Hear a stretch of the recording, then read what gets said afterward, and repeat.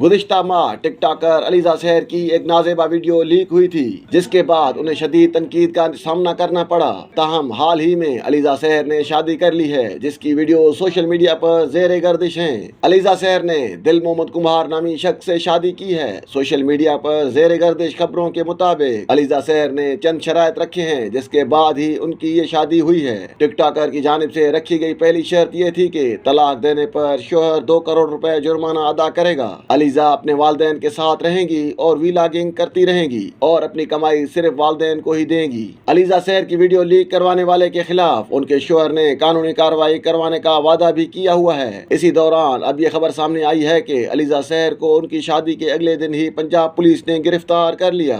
दरअसल अलीजा सहर और उनके शोहर की एक वीडियो वायरल हो रही है, जिसमें वो असलहे की नुमाइश कर रहे हैं। ये वीडियो वायरल होने के बाद पंजाब पुलिस ने कार्रवाई की और टिक टॉकर को शोहर के हमरा गिरफ्तार कर लिया। सोशल मीडिया पर ज़ेर गर्दिश खबरों के मुताबिक अलीजा सहर और उनके शोहर ने गिरफ्तारी के बाद वीडियो में नजर आने वाले असलहे का लाइसेंस पुलिस को दिखाया, जिसके बाद उस जोड़े को रिहा कर दिया गया। वाज़ेह रहे कि अलीजा सहर का शुमार पाकिस्तान की मारूफ देहाती टिक टॉकर्स और व्लॉगर्स में होता है। वो अपनी वीडियोज में गाँव के देसी माहौल को दिखाती हैं।